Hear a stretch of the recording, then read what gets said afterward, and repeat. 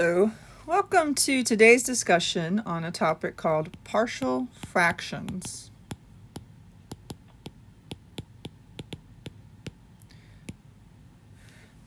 At this point in your mathematical career, you should be pretty good at adding fractions, adding and subtracting them, so adding opposites, that kind of thing. So today we're going to go the opposite direction, and as kids like to say when I watch certain cooking shows, do a deconstructed version of these fractions.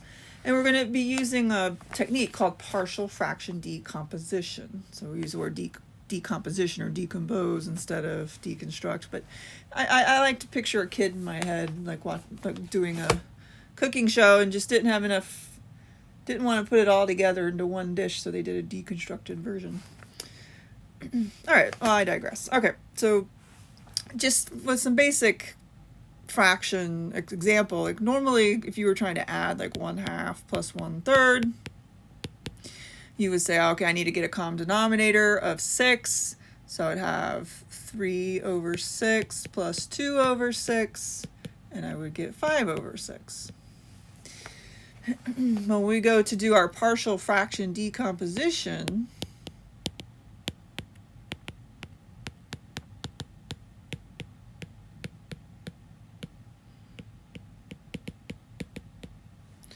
we're going to be starting with 5/6 and trying to think about how can we break that down into two fractions that get added, or into fractions that get added up. So when we do this, we're going to think about what the factors are of the denominator, and we're going to apply special techniques to help us to figure out that it is 1/3 plus 1/2. So that's what we're in for. Or if you had something like 3/8, we're going to break that down into what could possibly be getting added up. So with 3/8, we're going to consider the fact that 8 factors into 2 cubed. So we're going to try to break that up into some kind of fractions that have 2 squared, and 2 cubed on the bottom. And when you do the work, it turns out you can have 0/2 plus 2/2, or 1/2 squared plus 1/2 cubed. And that's how you have 1/4 plus 1/8, which 1/4 plus 1/8, if you add those together, go in the direction you're used to going, you'll get 3/8. But we're trying to do the decomposition and get it down into the 1/4 plus 1/8. All right, with that in mind, how do we do this? How do we go about breaking it down into these partial fractions? Okay, one of the first steps is that if your initial fraction is not a proper fraction, like if f of x over g of x is not a proper fraction,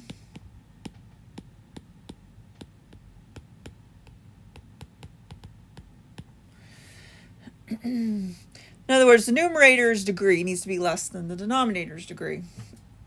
So if that's not the case, we're going to have to divide f of x by g of x first.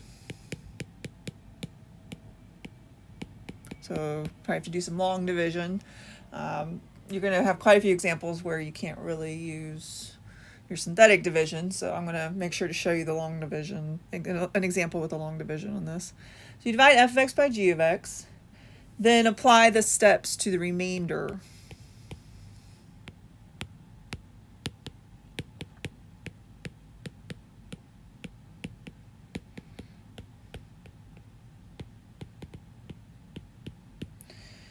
Which is a proper fraction.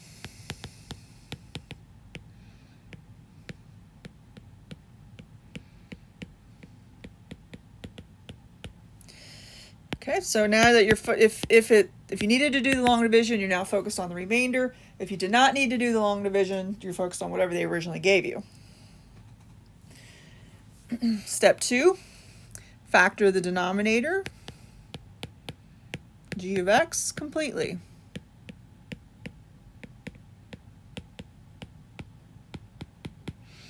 going to be important to have it factored so that you can think about how to break up into the partial fractions.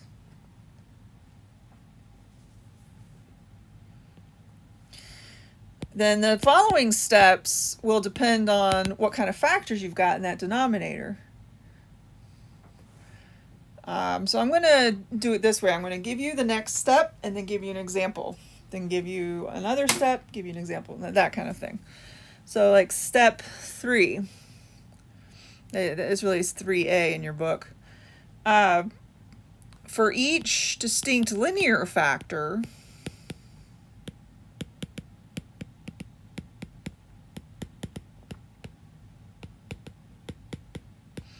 in the form ax plus b, the decomposition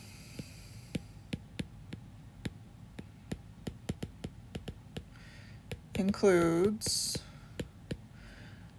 capital A over ax plus b.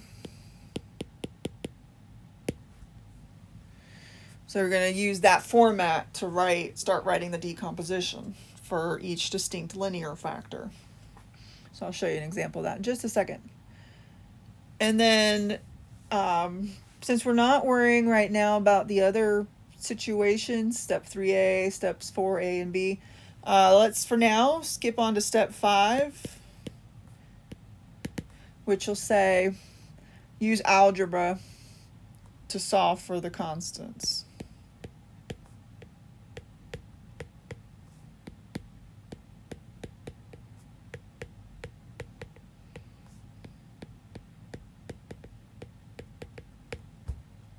So the constants are like the capital A, in the numerator you'll see a capital A, maybe a capital B, capital C, capital D, letters like that. So you're going to use those to help solve. You're going to use algebra to help solve for those. And then you'll be able to write out your fractions. All right. For example, let's say you're given this expression, 3x cubed minus 3x squared plus 7x minus 4 over x squared minus x. And you're asked to take this expression and find the partial fraction decomposition.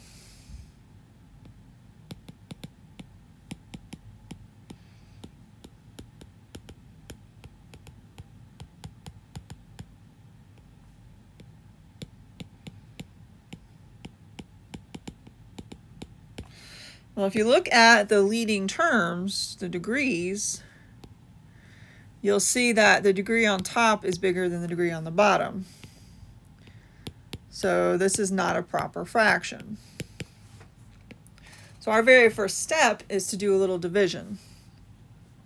We're going to take 3x cubed minus 3x squared plus 7x minus 4, and we're going to divide by x squared minus x.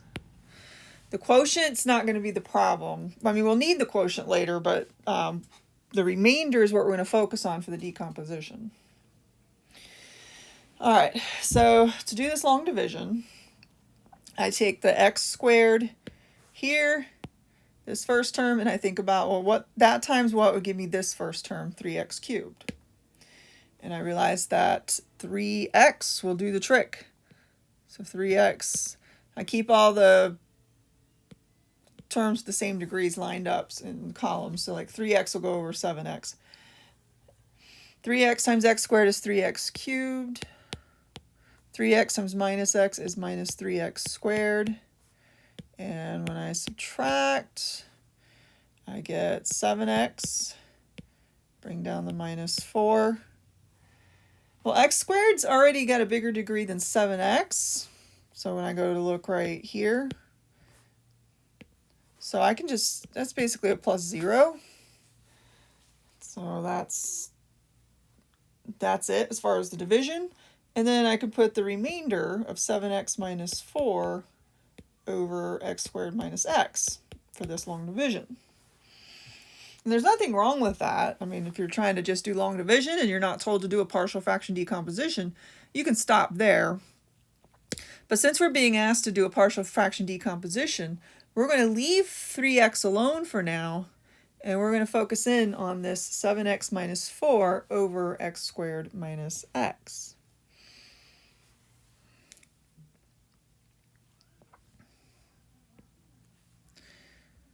Okay, so let's take 7x minus 4 over x squared minus x. And let's go to our step 2 where it said to factor that denominator completely. Well, in the denominator, I have a GCF of x, and then I have x minus 1 for the other factor. So that is now factored completely. Not too bad. Then I can move on to step 3a. I have two factors here, and both of these are linear factors. X is linear, x minus 1 is linear. So what I can do is I can take my 7x minus 4 over x times x minus 1, and I can start to set up the partial fractions. Remember, I have to use like capital letters on top. Those are going to be constants that we're going to solve for.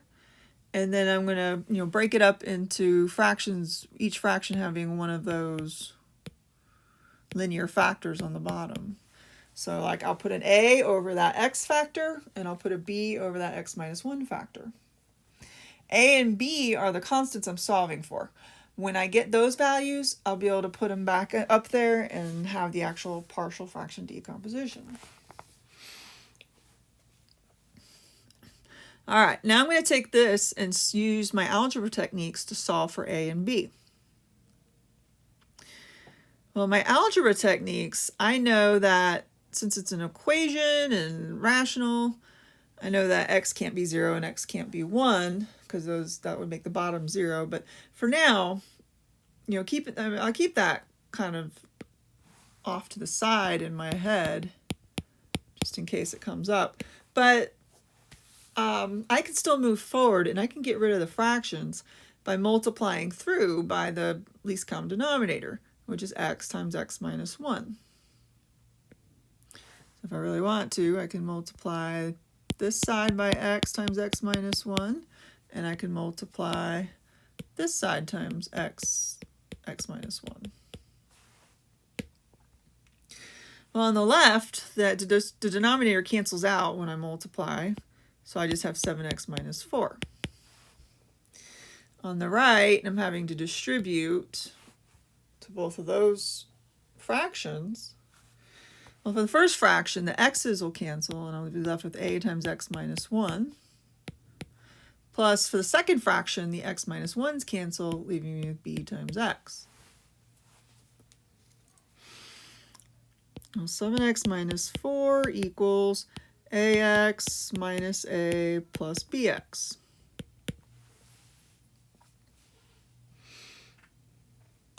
You might be like, oh man, I've got all kinds of letters going on here. What do I do with this? It's actually not as scary as it looks. You can go ahead and put together like terms. So put ax plus bx with each other. Put the minus a on the end there. And you can go ahead and write a plus b x minus the a.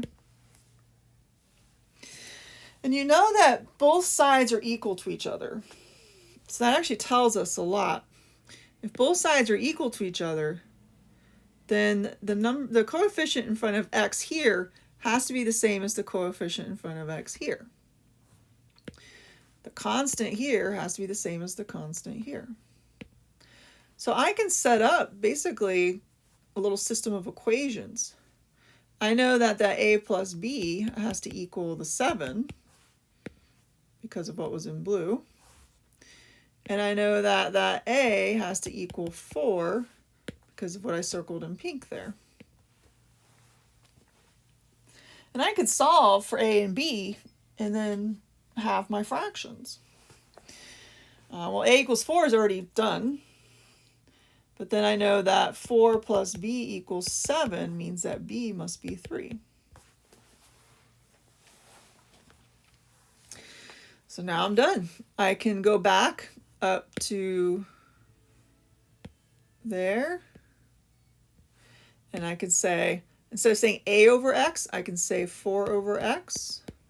plus, and instead of saying b over x minus 1, I could say 3 over x minus 1. And there's the partial fraction decomposition. So my final answer, I'm going to put it up here in the corner. Sorry about that, but just don't want to go to a new slide. I had that quotient earlier of 3x, and then plus the remainder. Well, now the remainder is broken down into this partial fractions here. 4 over x plus 3 over x minus 1. So that is your answer.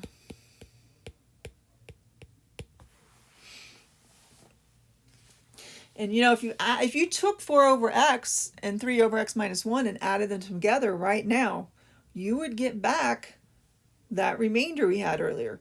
You would get 7x minus 4 over x squared minus x.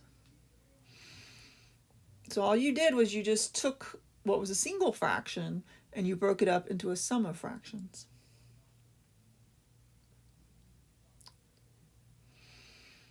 All right. Let's look at a new scenario and do another example. I already had given you guys step 1 and step 2 and step 3a and step 5 earlier. Step 1, divide if it's not a proper fraction. Step 2, factor your denominator completely. But what if, instead of just having simple linear factors, what if you have repeated linear factors?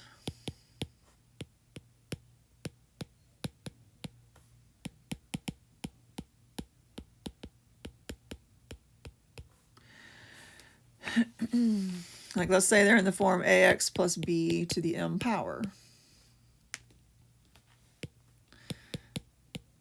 The decomposition has to include, so this is giving you like a formula for setting up the fractions, some constant over ax plus b plus some, let's just say a sub 1, plus some constant a sub 2 over ax plus b squared, all the way to a sub m over ax plus b to the m power. You don't have to use capital A's for your constants. You can use capital A, capital B, capital C, whatever.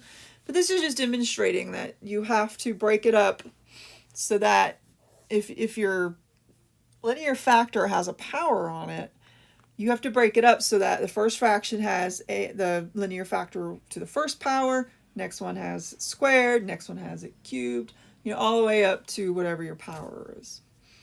So if it's cubed, then you stop at cubed. And then you follow the same process. Then, step 5, use algebra to solve for the constants in the numerators.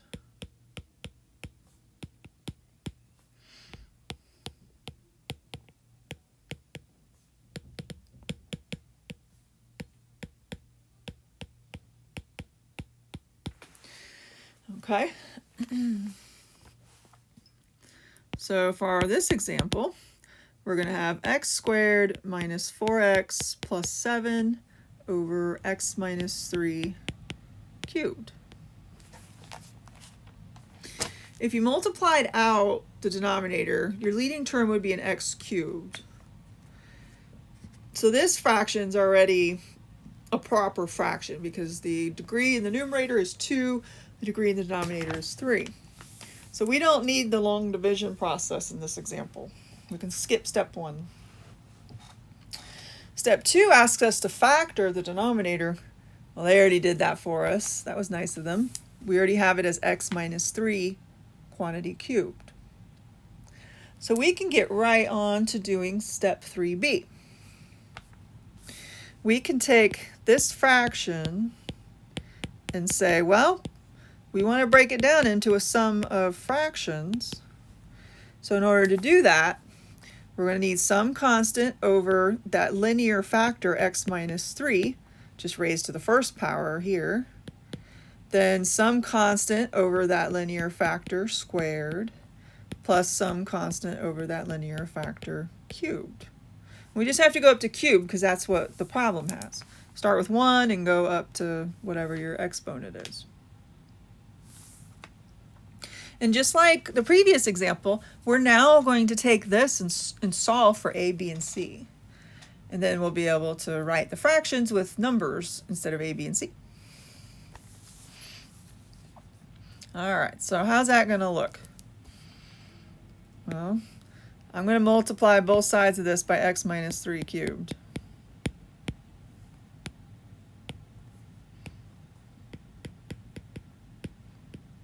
I know that x can't be 3, but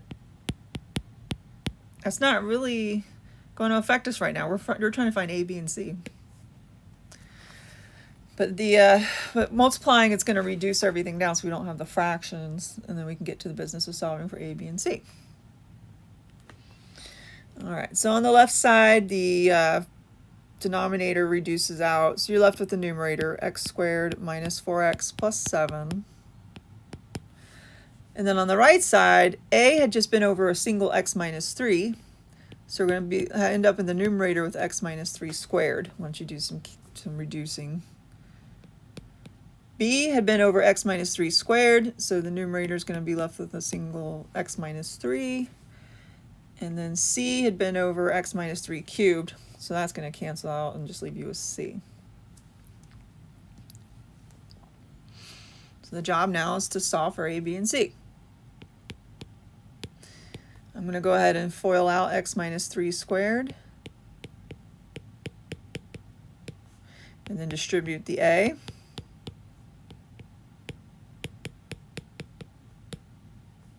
Oops. That's supposed to be an a, sorry. I was about to write an x. Distribute the b. And then plus c. There's nothing to distribute there.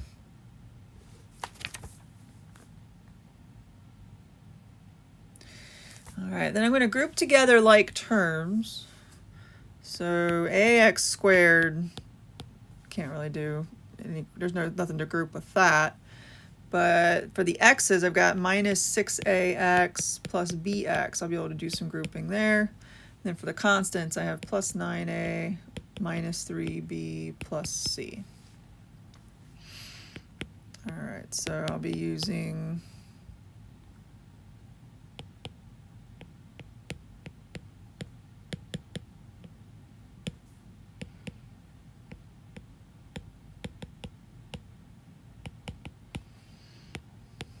okay. So in the original problem, the numerator had 1x squared minus 4x plus 7. So this 1 goes with this a because of the x squareds. This minus 4 goes with this minus 6a plus b.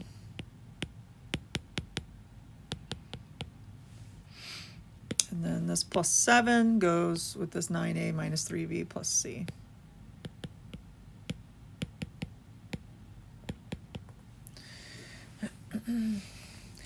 I have a system of equations. I can go through and try to solve now. Well, since I know a is 1, I can hop over here and say, well, negative 6 times 1 plus b equals negative 4. So b equals 2. And since a is 1 and b is 2, I can then hop over here and say 7 equals 9 times 1 minus 3 times 2 plus c. So 7 equals 9 minus 6 plus c, which is 3. So c equals 4. Now I've got everything I need. In my final answer, instead of a over x minus 3, I can write 1 over x minus 3. Plus, instead of b over x minus 3 squared, I can write 2 over x minus 3 squared. Plus, instead of c over x minus 3 cubed, I can write 4 over x minus 3 cubed. And this is my partial fraction decomposition. If you went ahead and added all those fractions together and made a single fraction, you would get back to the original problem. x squared minus 4x plus 7 over x minus 3 cubed. So if you wanted to check yourself, you could do that work and make sure you get back to the original. That's what's supposed to happen.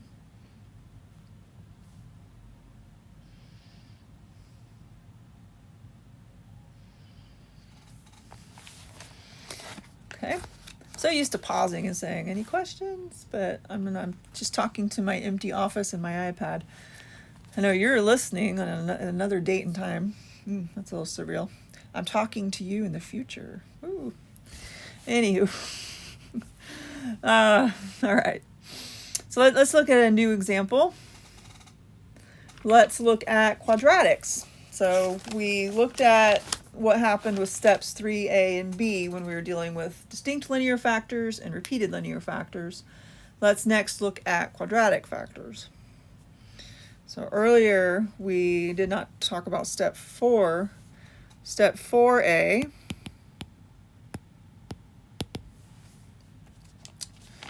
So I'll do an example with step 4a, and then we'll do an example with step 4b. And that'll be all of them. All right, so for each distinct quadratic factor, steps 1 and 2 still apply. And for each distinct quadratic factor,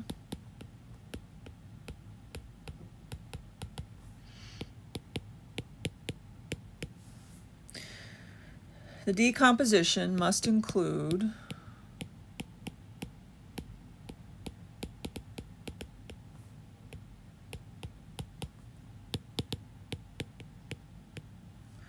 bx plus c. So the B, capital C are still your constants over the quadratic factor, cx squared plus dx plus e. So that's your quadratic factor.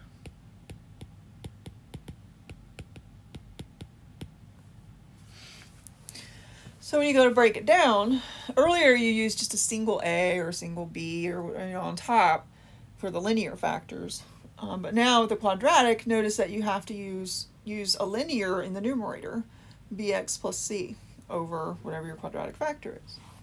And then still do step 5, use algebra to help you solve.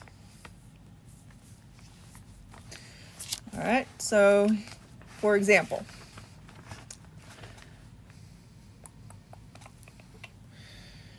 let's say you have 8x squared plus 10x minus 3 over x plus 4 times x squared plus 1.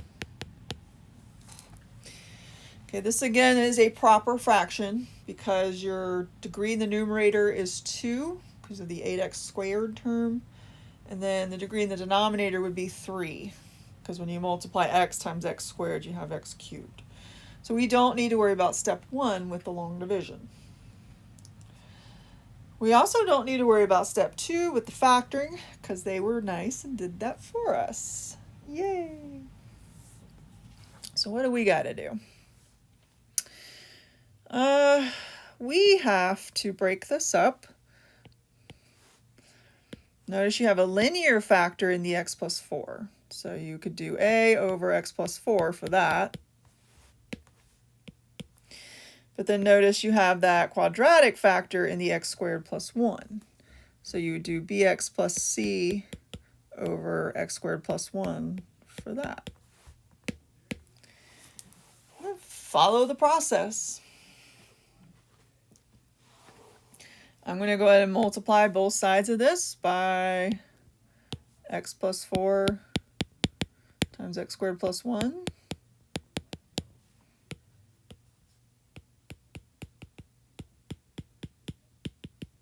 Remember, that's technically over 1 if that gets a little confusing for you.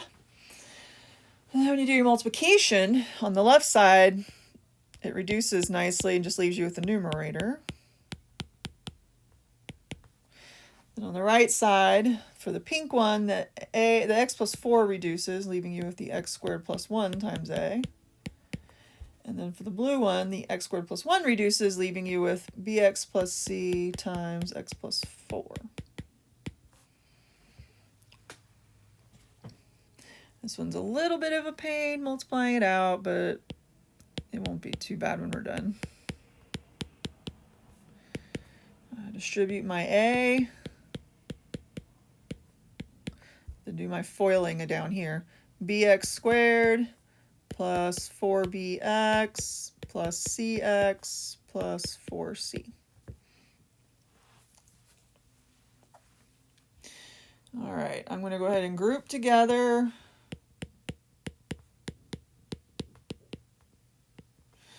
the x squared, so I'll have a plus b times x squared. Then I'm going to group together the x's, so I would have 4b plus c for the x. And then I'm going to group together those constants so that I have a plus 4c.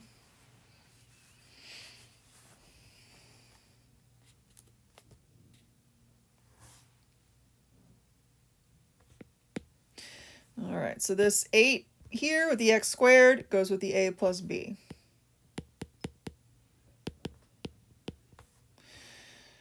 Trying to use a different color. Red's like I'm shouting at you, but running out of colors. The plus 10 will go with the 4b plus c in front of x.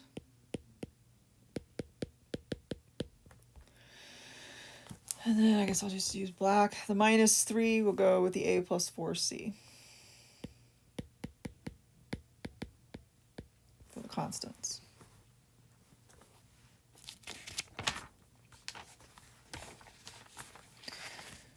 All right. Let's go to a new slide and let's solve for a, b, and c. So we had the a plus b going with the 8. We had 4b plus c going with the 10. And we had a plus 4c going with the negative 3. That's just the same equations we just wrote down on the previous slide. All right, this one's a little bit not nice because you have AB in the first equation, BC in the second equation, and AC in the third.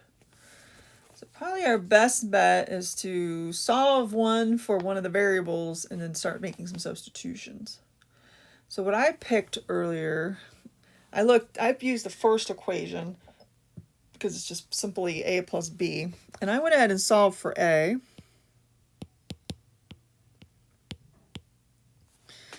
And then I took that and I substituted over in that third equation because it has an A. So I went to the third equation, and instead of saying A, I said 8 minus B plus 4C. Well, you can clean that up a little bit. You can subtract 8 over. So you have negative 11 equals negative B plus 4C. Well, now you've got two equations with B and C in them. So you have 10 equals 4b plus c from the middle. And then I can take this equation down here and multiply by 4 and have negative 44 equals negative 4b plus 16c. So negative 34 equals 17c. So c equals negative 2. Hey, this is shaping up now. Nice. Then I know negative 3 equals a plus 4c. So that equals a. 4 times negative 2 is minus 8. So a is 5. And then I know a plus b is 8. So 5 plus b is 8, which means b must be 3. Yay! All right. Sorry about this, but I'm going to go over here to this side. Earlier we had a over x plus 4 plus bx plus c over x squared plus 1. So our final job now is to replace a, b, and c with our numbers. We have 5 over x plus 4 plus, then we'll have 3x minus 2 over x squared plus 1. And that is the partial fraction decomposition for that problem. So 8x squared plus 10x minus 3 over x plus 4 times x squared plus 1. If you went ahead and took these two partial fractions and added them together, you would get back to the single fraction I just stated.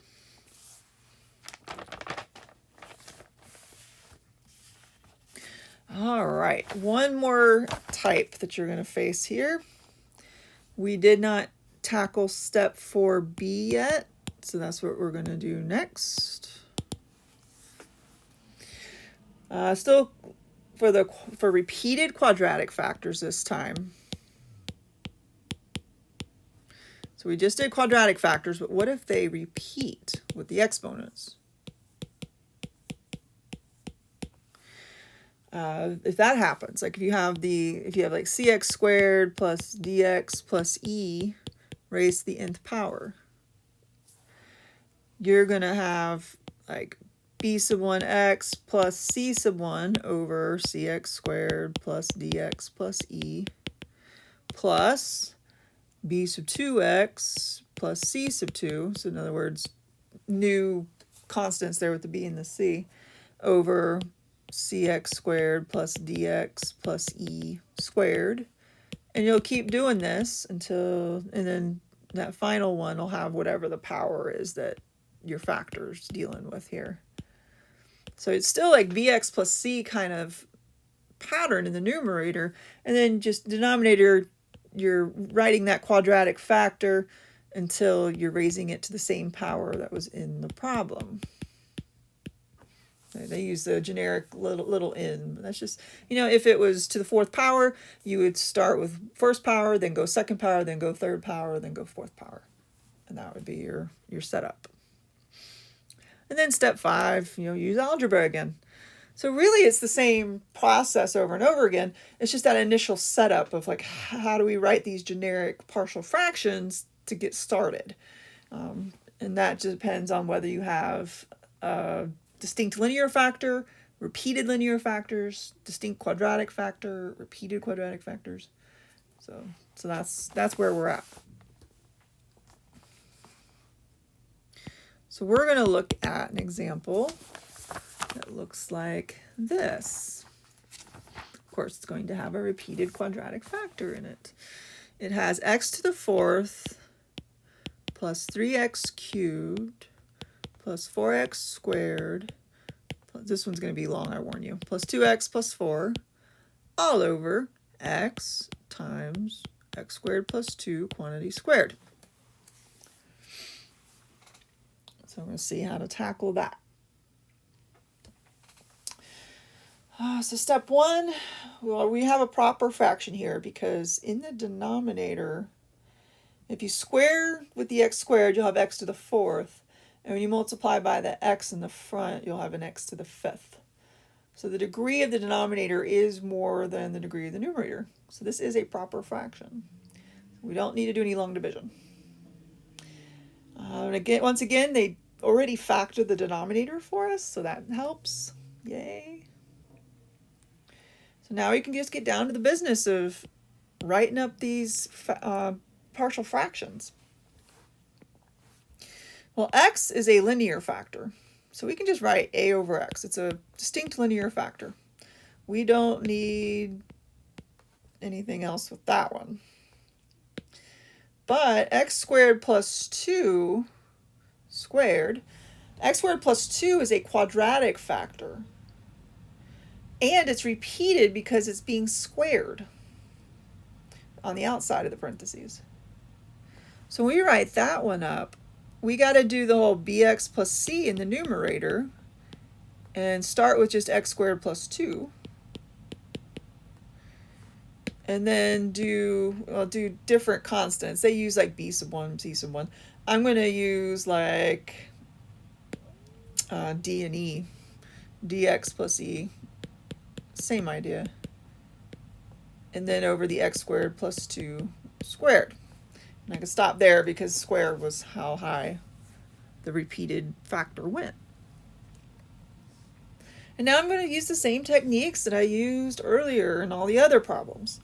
Those algebra techniques. I'm going to multiply both sides of this little equation here by the least common denominator. and then get something a little simpler to work with. So I'm going to be multiplying both sides of this by the x times x squared plus 2 squared.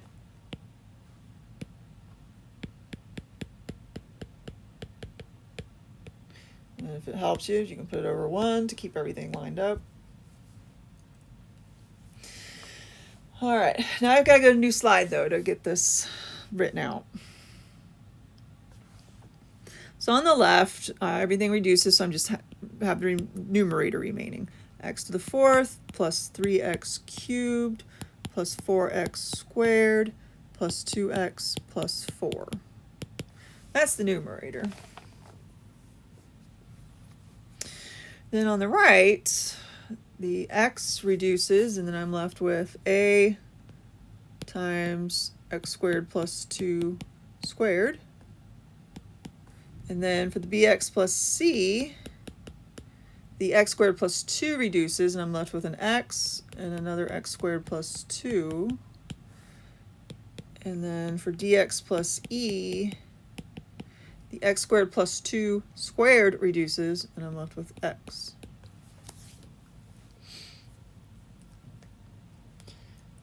All right, I gotta do. This is gonna get a little long because of all the multiplying and everything that has to happen. Let me work on the right side there for a minute.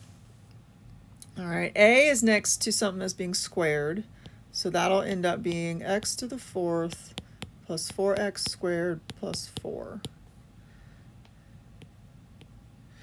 Then for the bx plus c, if I go ahead and distribute the x, that's bx squared plus cx. And then I have to multiply that by x squared plus 2. So just a little side note. So bx to the 4th plus 2bx squared plus cx cubed plus 2cx. And then distribute the x down on the end. I'll have dx squared plus ex. All right, and this, I have to distribute this a right here, ax to the 4th plus 4a x squared plus 4a. So I'm just going to distribute that. All right, so let me write it out. And let's group together any like terms. So this was the left. And then now on the right, let's group together all those like terms. For x to the 4th, we have an a plus b. For x cubed, we just have a c. That's kind of disappointing. You would think you'd have more x cubes than that. For x squared, you have a 4a, a 2b, and a d.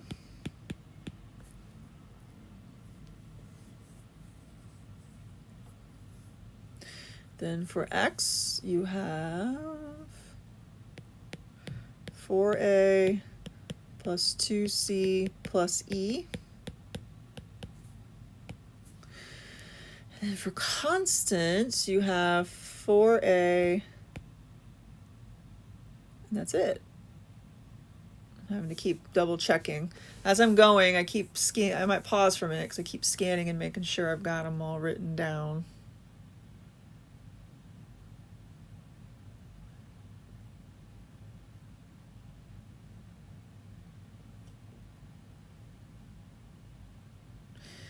All right, so x to the 4th, we had a plus b.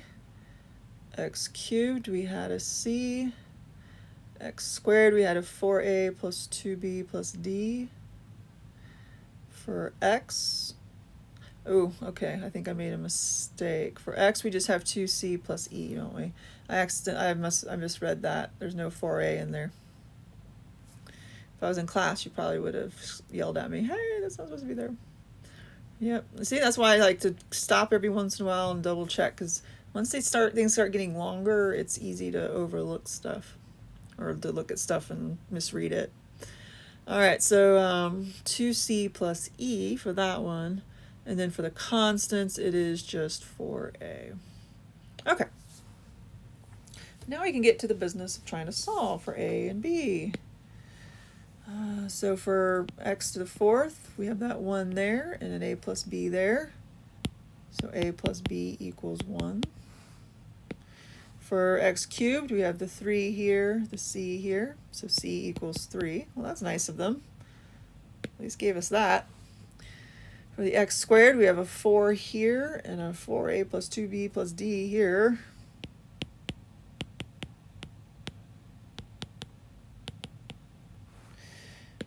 For the x, we have a 2 here and a 2c plus e here. And for the constants, we have the 4 and the 4a. And that should give us everything to solve. Well, if 4 equals 4a, then that tells me that a is 1.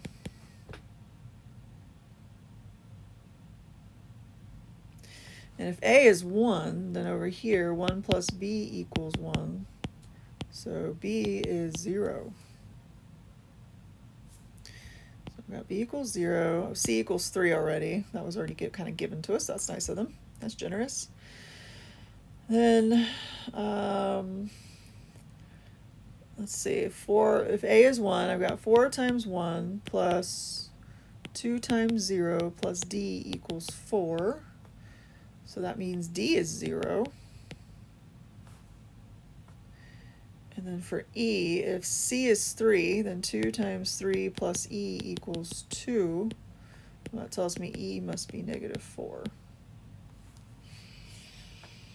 All right, looks like I got them all. A, B, C, D, and E.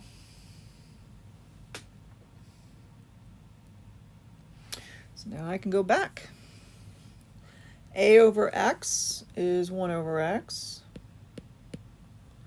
plus, well, bx plus c. So 0x plus 3 would just leave me 3 over x squared plus 2